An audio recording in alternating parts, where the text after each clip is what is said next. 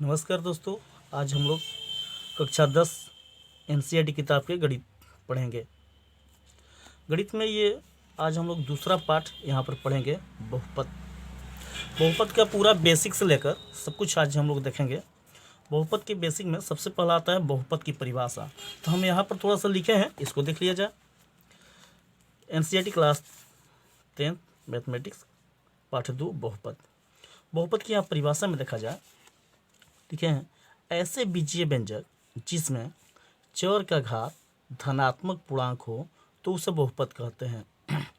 इसको थोड़ा सा ध्यान देना है। धनात्मक पूर्णांक यानी कि घात जो होगा उसका पावर वो धन के रूप में हो और एक पूर्ण संख्या के रूप में हो। जैसे क्या हो गया, 4² 5 + 5x + 2। इसमें क्या है कि ये जो घात है ये धनात्मक है स्क्वायर, और ये चर का घात 2 है। एक साथ ही साथ ये पूर्णांक भी है, पूरा पूर्णांक है, बट्टे में नहीं है, इसलिए ये क्या है, बहुपद है। इसी प्रकार से लिख दिया है 4x⁴ + 5x। तो यहाँ देखिए ये जो है बट्टे में है, यानी कि पूर्णांक नहीं है। पूर्णांक नहीं है तो ये बहुपद नहीं होगा, बहुपद सिर्फ ये होगा। तो यहाँ हम लोग देखें कि बहुपद होता कैसा है, तो उसका किसी भी चर का घात धनात्मक पूर्णांक होनी चाहिए। यहाँ है ऐसे बीजीय व्यंजक। तो बीजीय व्यंजक देख लीजिए क्या होता है। यहाँ देखिएगा, बीजीय व्यंजक चर तथा अचर राशियों के योग, अंतर, गुणनफल या भागफल के संयोग को बीजीय व्यंजक कहते हैं। यहाँ देखिए, चर तथा अचर राशियों के योग, अंतर, गुणनफल या भागफल। तो इसका योग, अंतर, गुणनफल और भागफल क्या क्या हो सकता है। तो 4/x, 4 + x, 5x, 3 - x, ये सब। यहाँ देखिए 4 में x से भाग किया गया है। यहाँ इस बीजीय व्यंजक में ये स्पष्ट नहीं किया गया है कि चर अंश में हो या हर में हो। तो यहाँ चर को हर में रखा गया है, यहाँ यही चर जोड़ में हो गया है, यहाँ गुणा में हो गया है, यहाँ घटाव में हो गया है। ये सब के सब जो है ये बीजीय व्यंजक है। इन बीजीय व्यंजक में ये स्पष्ट नहीं होता है कि ये बहुपद में है कि नहीं है। बहुपद में होने के लिए यहाँ पर जो हम लोग देखें हैं कि चर का घात धनात्मक पूर्णांक होनी चाहिए। धनात्मक होगा तब वह बहुपद होगा, और धनात्मक नहीं होगा तो बहुपद नहीं होगा। बीजीय व्यंजक तो होगा, धनात्मक हो या ऋणात्मक हो, बट्टे हो, किसी भी तरह से हो, वो बीजीय व्यंजक होगा। लेकिन जब वह चर का घात धनात्मक होगा तभी वो बहुपद कहलाएगा। यहाँ हम लोग इन दोनों में अंतर देखें। अब देखिए इसमें जो है ये 4 गणितीय अंक है, तो इसको हम लोग कहते हैं अचर। जबकि ये x जो है अंक नहीं है, इसका मान हर वक्त बदलते रहता है, इसलिए इसको हम लोग कहते हैं चर। इसको इंग्लिश में कहते हैं वेरिएबल, इसको कहते हैं नॉन वेरिएबल। तो यहाँ चर का डिफिनीशन हम लोग देख ले यहाँ पर कि जिस राशि का मान गणितीय प्रक्रियाओं में बदलता रहता है उसे चर कहते हैं। चर क्या हो सकता है, ABC, कुछ भी हो सकता है, XYZ हो सकता है, कोई भी नाम हो सकता है। इसलिए ये कोई भी नाम हो सकता है, यानी कि गणित का अंक नहीं होगा, यानी कि 0 से लेकर 9 तक का अंक ये नहीं होगा। इसको छोड़कर और जो भी अंक होगा, इससे बनने वाले जो अंक है, इसको छोड़कर जो भी अंक होगा वो सब क्या कहलाएगा, चर कहलाएगा। इसी के ठीक विपरीत जो 0 से 9 तक अंक या इससे बनने वाले जो अंक है उन सबको क्या कहते हैं, अचर। जैसे देखिए, जिस राशि का मान गणितीय प्रक्रियाओं में नहीं बदलता है तो उसे अचर कहते हैं। ये कभी भी 0 है तो 0 ही रहेगा, इसका मान बदल नहीं सकता है। 1 है तो 1 ही रहेगा। 2, 3, 4 ये सब क्या है, अचर राशि है। 1/2, 5/7 ये कभी बदल नहीं सकता है। 3 × 1/4 ये बदल नहीं सकता है। इसलिए जो निश्चित होता है उसे कहते हैं अचर, और जो निश्चित नहीं होता है, हर वक्त बदल सकता है, किसी भी इक्वेशन में दूसरा हो सकता है, किसी दूसरी जगह पर इसका दूसरा अर्थ होगा, दूसरा मान होगा, तो उसे हम कहेंगे चर। तो ये हुआ, हम लोग देखें बहुपद, बीजीय व्यंजक, चर और अचर। अब इससे जुड़े हुए कैसे सवाल बनेंगे इसको देखेंगे। इसमें बहुपद में हम लोग को ये देखना है कि बहुपद के प्रकार भी है। तो बहुपद के प्रकार यहाँ पर हम लोग को घात के अनुसार पढ़ना है कि कितने प्रकार के होते हैं। तो देखिएगा यहाँ पर ये जो बहुपद पाठ है इसमें बहुपद का घात, इनकी डिग्री यानी कि कहें पावर। पहला है घात 1, घात एक को रैखिक बहुपद कहते हैं। यानी कि वैसे बहुपद जिसमें चर का घात सिर्फ एक हो उसे हम लोग कहते हैं रैखिक बहुपद। देखिए यहाँ जो है इस चर के घात कुछ नहीं है तो क्या है, एक है। एक होगा तो इसको रैखिक बहुपद कहेंगे या एक घातीय बहुपद कहेंगे। इसी प्रकार से 5x + 6y + 2 ये सब क्या है, रैखिक बहुपद है। यहाँ इस चर के घात एक है और यहाँ y का भी घात अधिकतम एक है, इसलिए क्या कहलाएगा, रैखिक बहुपद। इसी प्रकार से यहाँ पर दिया है दूसरा द्विघात बहुपद, यानी कि घात कितना होना चाहिए, 2। वैसे बहुपद जिसका अधिकतम घात 2 होगा उसे द्विघात बहुपद कहेंगे। जैसे कि देखिए यहाँ पर 5x² + 5x + 2, ये जो अधिकतम x यहाँ भी है x यहाँ भी है, दोनों चर हैं, लेकिन इस चर के जो अधिकतम घात है कितना है, 2 है। 2 है इसलिए ये पूरा द्विघात बहुपद कहलाएगा। यहाँ पर था रैखिक बहुपद, यानी कि जिसका घात 1 था वह रैखिक बहुपद, यहाँ पर है घात 2 है इसलिए ये द्विघात बहुपद कहलाता है। इसी प्रकार से आता है त्रिघात बहुपद, 5x³ + 4x² + 3x + 8, ये सब क्या है, इसमें अधिकतम हम देखते हैं अधिकतम घात कितना है, 3 है। 3 है इसलिए ये त्रिघात बहुपद है, यहाँ पर ये द्विघात बहुपद है, यहाँ पर ये रैखिक बहुपद है। पावर तो है लेकिन ये भी ध्यान देते हैं कि किसी इस बहुपद में किसी भी चर के घात ऋणात्मक न हो या बट्टे में न हो। ऋणात्मक और बट्टे में होगा तो वो क्या कहलाएगा, बहुपद नहीं कहलाएगा, वो बीजीय व्यंजक कहलाएगा। और इसके आधार पर आगे क्या है तो हम लोग यहाँ पर देखें,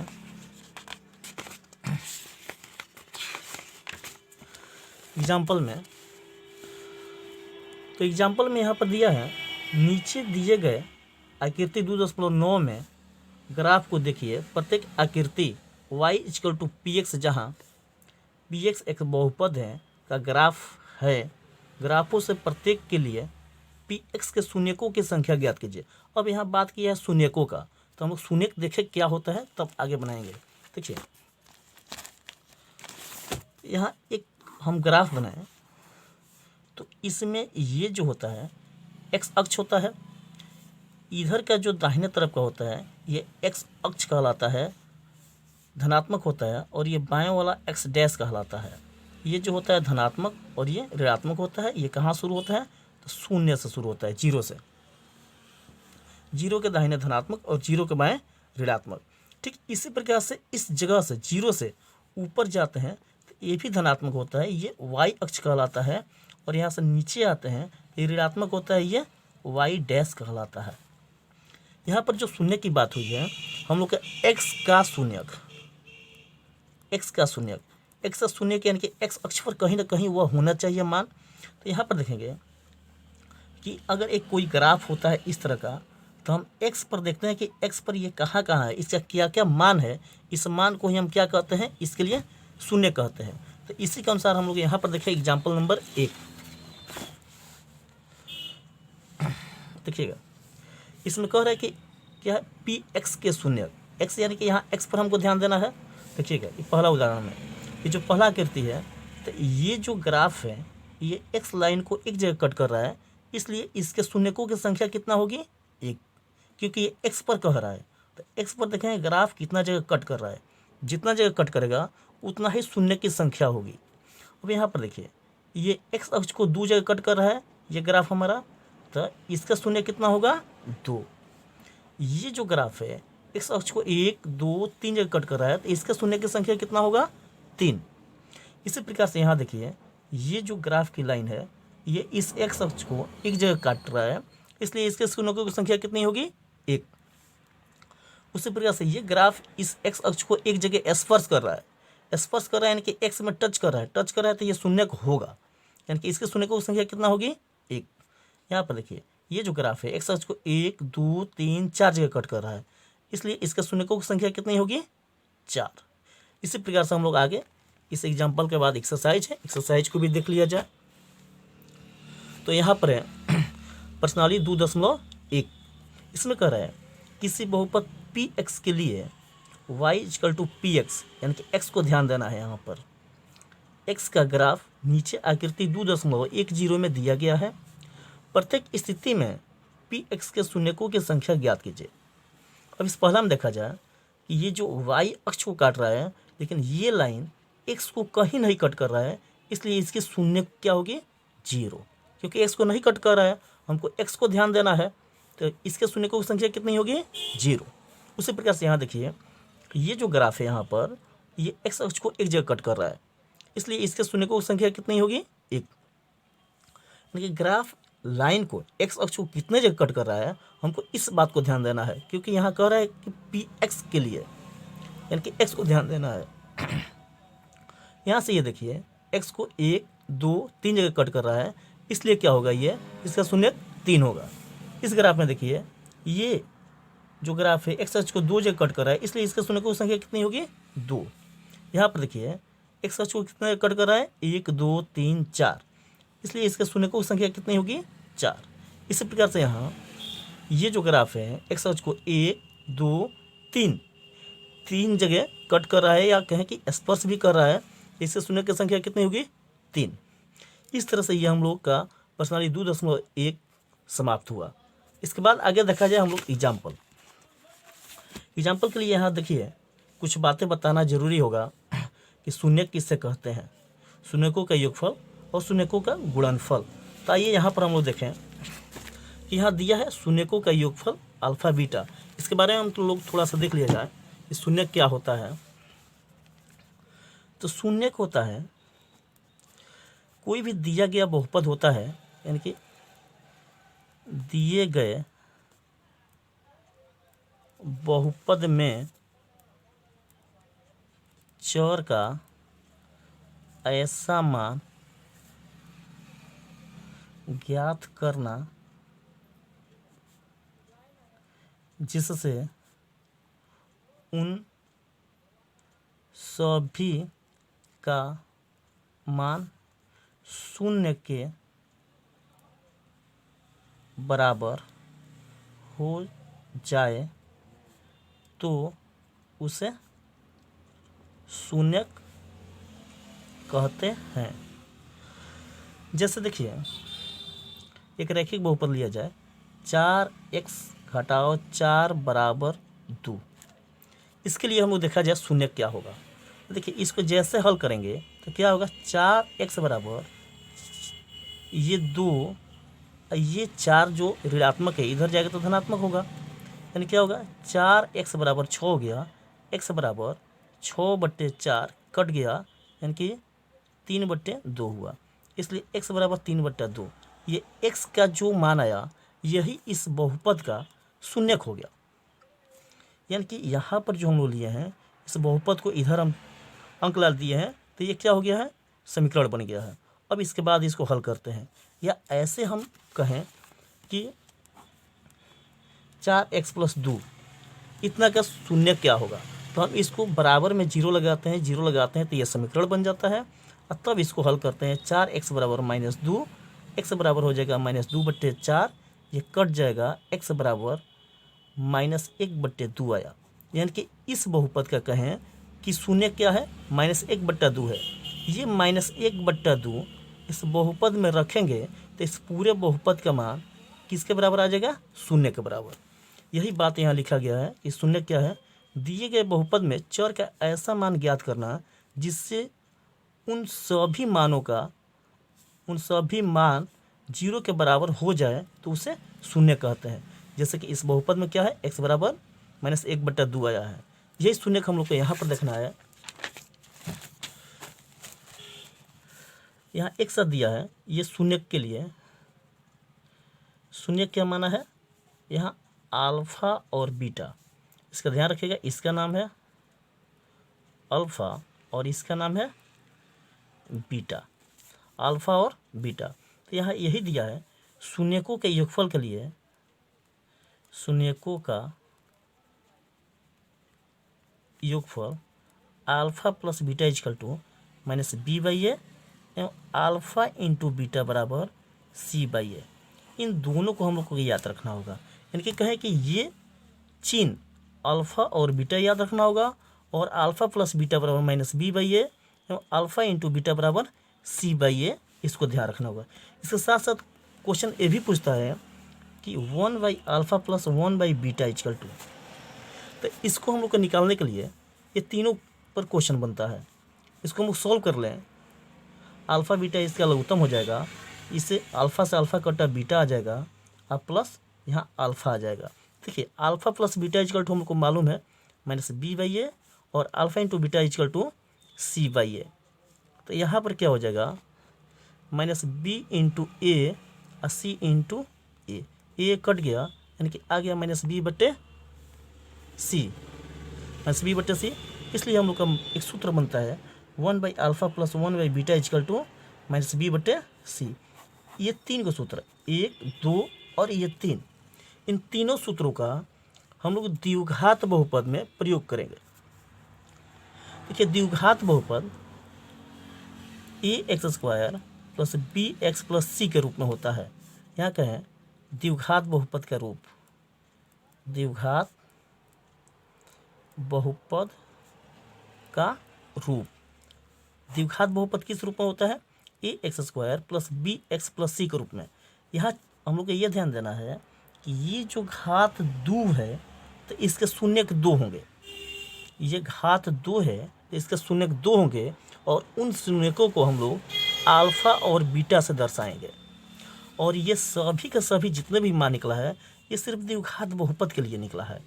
द्विघात बहुपद में 2 शून्यक होगा, उन दोनों शून्यकों को अल्फ़ा बीटा मानेंगे, और अल्फ़ा बीटा पर 3 तरह का क्वेश्चन बनेगा, शून्यकों का योगफल, शून्यकों का गुणनफल और शून्यकों के व्युत्क्रमों का योगफल। इसको हम क्या कहेंगे, शून्यकों के व्युत्क्रमों का योगफल। यह है शून्यकों के व्युत्क्रमों का योगफल। देखिए अल्फ़ा भी एक शून्यक है, बीटा भी शून्यक है, इसके व्युत्क्रम कर दिए हैं यानी कि उलाट दिए हैं और तब इसका योगफल किए हैं तो माइनस बी बाई सी आया है। इन तीनों पर क्वेश्चन हम लोग को यहाँ बनेगा। देखिए कैसे क्वेश्चन बन रहा है आगे। देखिए उदाहरण 2, उदाहरण 2 में हम लोग कह रहे हैं कि द्विघात बहुपद x² प्लस 7x प्लस 10 के शून्यक का ज्ञात कीजिए और शून्यकों तथा गुणांकों के बीच के सत्यता की जांच कीजिए। देखिए x² प्लस 7x प्लस 10 यहाँ लिया जाए, x² प्लस 7x प्लस 10 मिला लीजिए एक बार, तो x² प्लस 7x प्लस 10 है। अब इसको सॉल्व किया जाए तो कैसे बनेगा देखिएगा। यहाँ पर कुछ नहीं है तो क्या है, ए की जगह पर 1 है, ए की जगह पर 1 है, बी की जगह पर 7 है और सी की जगह पर 10 है। सबसे पहले ये ए और सी वाले को गुणा कर लेते हैं, तो 1 गुणे 10 करेंगे तो क्या आएगा 10। अब ये ध्यान देना है कि इस 10 को हमको ऐसा तोड़ना है कि यहाँ जोड़ का चिन्ह है ये, तो जोड़ कर 7 लाना है और इन दोनों को गुणा करके 10 लाना है। तो हम क्या करेंगे, इस 10 को तोड़ लेंगे, 2 और 5। हम जानते हैं कि 2 और 5 गुणा करेंगे तो निश्चित तौर पे 10 आएगा, और 2 और 5 को क्या करें कि जोड़कर इस 7 आए, तो 2 और 5 जोड़ेंगे 7 आ जाएगा, यानी कि इसको हमको तोड़ना है। तो कैसे तोड़ेंगे, x² प्लस 5 और 2 में 5x प्लस 2x 7 के लिए 5 2 7, और इन्हीं दोनों को गुणा करेंगे, 5 दूना 10 प्लस 10। यहाँ पर यह ध्यान देना है कि ए वाले में कोई चेंज नहीं और सी वाले में कोई चेंज नहीं। बी को 2 भाग में तोड़ना है और ऐसा ही आएगा, इन दोनों को जोड़ने पर बी के बराबर आए और इन्हीं दोनों को गुणा करने पर सी के बराबर आए। अब क्या करेंगे, इन दोनों में से अलग अलग कॉमन निकालेंगे। इसमें से कॉमन निकलेगा x तो बचेगा x प्लस 5, और यहाँ पर कॉमन निकलेगा 2 तो बचेगा x प्लस 5। बनाने क्रम में इस बात को जरूर ध्यान देंगे, अगर सही सही बनाएंगे तो ये दोनों ब्रैकेट आपस में बराबर आएगा। बराबर आएगा तभी समझे कि सही है, बराबर नहीं आएगा तो गलत है। अब इसके बाद क्या करेंगे कि इन दोनों में से हम कॉमन निकालेंगे, क्या x plus 5, x plus 5 common निकालिए तो बच क्या गया x प्लस 2। अब इस पूरे को हम समीकरण बना लेंगे 0 लगाकर। अब यहाँ पर देखिएगा x प्लस 5 इक्वल टू 0 लेंगे और x प्लस 2 इक्वल टू 0 लेंगे। अब क्यों ये लेंगे 0, इतना बराबर 0 और इतना बराबर 0, इसके लिए देखिएगा x प्लस 5 इक्वल टू हम ले सकते हैं 0 बटे x प्लस 2, क्योंकि ये गुणा में है पूरा तो यहाँ भाग में आ जाएगा। अब हो जाएगा x प्लस 5 इक्वल टू 0 बटे अंक बराबर 0। x प्लस 5 इक्वल टू 0 हो गया, तो हम डायरेक्ट यहाँ ले सकते हैं कि x प्लस 5 इक्वल टू 0। इसी प्रकार से x प्लस 2 इक्वल टू 0 हम लोग ले सकते हैं। तो यहाँ पर क्या आ गया, x इक्वल टू -5, इसलिए यहाँ बनता है अल्फा इक्वल टू -5। इसी प्रकार से यहाँ हम लोग लें इतना इक्वल टू x प्लस 2 इक्वल टू 0, तो x इक्वल टू होता है -2। इसको हम लेते हैं बीटा इक्वल टू -2। अब देखिए अल्फा हम लोग को पता हो गया है और बीटा पता हो गया है, इन दोनों से हम लोग आगे इसकी जांच करेंगे। तो क्वेश्चन कह रहा था हम लोग का कि इतना के शून्य ज्ञात कीजिए और शून्यकों तथा गुणांकों के बीच की सत्यता की जांच कीजिए। इसमें देखिए इसका शून्यक तो हम लोग निकाल लिए हैं, कितना, -2 और -5। अब इसकी जांच करना है, तो जांच में देखिएगा हम लोग अभी पढ़े हैं कि alpha plus beta equal to -b/a। तो अल्फा और बीटा देखिए, अल्फा हम लोग का निकल गया है, कितना आया है -5, प्लस बीटा कितना आया है -2, माइनस यहाँ पर अभी हम लोग देखे थे रूप, क्या रूप है, x² plus bx plus c। इसमें a की जगह पर कितना है 1, b की जगह पर कितना है 7 और c की जगह पर कितना है 10। यहाँ हम लिख दे रहे हैं कि a की जगह पर कितना है 1, b की जगह पर कितना है देखिएगा 7 और c की जगह पर कितना है तो 10। अब इस मान को यहाँ पुट कर दें, -b/a माइनस होगा और b का मान कितना है 7 और a का मान कितना है 1।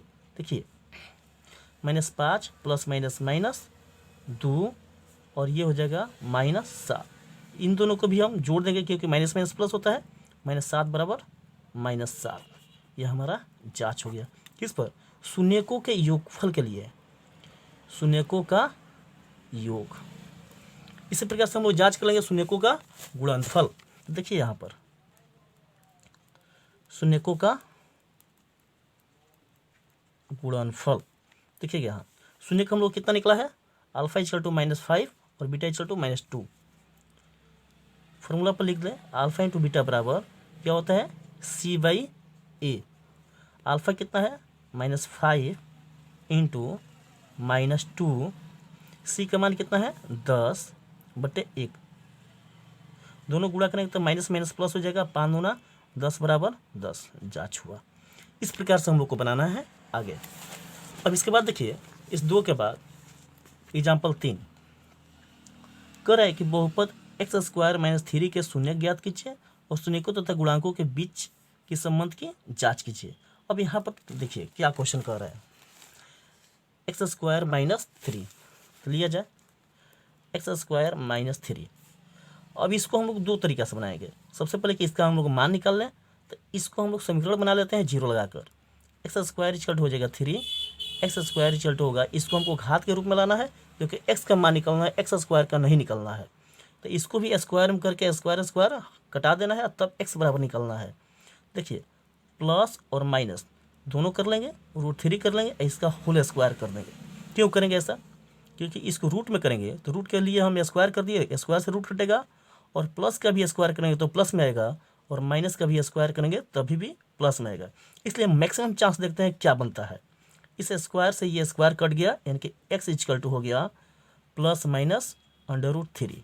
अब देखिए यहाँ प्लस भी 3 है और माइनस भी √3 है, तो हम क्या लिखेंगे, अल्फा इक्वल टू +√3 और बीटा इक्वल टू -√3। हमारा अल्फा और बीटा निकल गया। अब शून्यकों का योगफल और गुणनफल जांच करेंगे। तो अब देखिएगा हमारा द्विघात का रूप क्या होता है। इसका रूप हम लोग अभी देखे थे कि ax² + bx + c होता है। तो इसको भी हम लोग इस रूप में बदलने का कोशिश करेंगे। तो क्या होगा, x² प्लस x वाला नहीं है, देखिए b वाला पद यहाँ पर नहीं है, तो b वाला नहीं है तो हम लोग क्या लिखेंगे 0x, और c के जगह पर क्या है -3 है, तो -3 रखेंगे। अब यहाँ से क्या मिल गया हमको, a equal to 1, b equal to 0 और c इक्वल टू -3। अब हमारा जो शून्यकों का योगफल और गुणनफल जांच करना है उसको यहाँ से शुरू किया जाए। देखिए शून्यकों का योग alpha plus beta equal to -b/a। Alpha का मान हम लोग का निकल गया है √3 और माइनस बीटा का निकल गया है √3। देखिए प्लस माइनस माइनस हम सीधे कर दिए, माइनस b का मान है 0 और ए का मान कितना है 1, ये दोनों कट जाएगा, इनके 0, 0 बट्टे अंक बराबर 0। यह हमारा जांच हुआ क्या, शून्यकों के योग के लिए। इसी प्रकार से हम शून्यकों गुणनफल निकाल सकते हैं। शून्यकों का गुणनफल अल्फा इंटू बीटा बराबर c/a। अल्फा का मान कितना है √3 और बीटा का मान -√3, यानी कि √3 प्लस में और यहाँ इंटू -√3। सी का मान कितना है -3 और ए का मान कितना है 1, -3/1। देखिएगा माइनस और प्लस मिलकर क्या होगा माइनस, √3 सीधे लिखे 9 और -3। 9 क्या है 3 का वर्ग है, तो हम इसको वर्गमूल से बाहर निकालें तो क्या आएगा -3 = -3, दोनों इक्वल आ गया, जांच हो गया। यहाँ हम लोग दोनों देखें, शून्यकों के योगफल के लिए देखें और शून्यकों के गुणनफल के लिए, दोनों के लिए हमारा इक्वल आ गया, इनकी जांच हुआ। इसी प्रकार से उदाहरण 2 हम लोग कंप्लीट किए। उदाहरण 1 यहाँ बना है, आगे हम लोग देखें।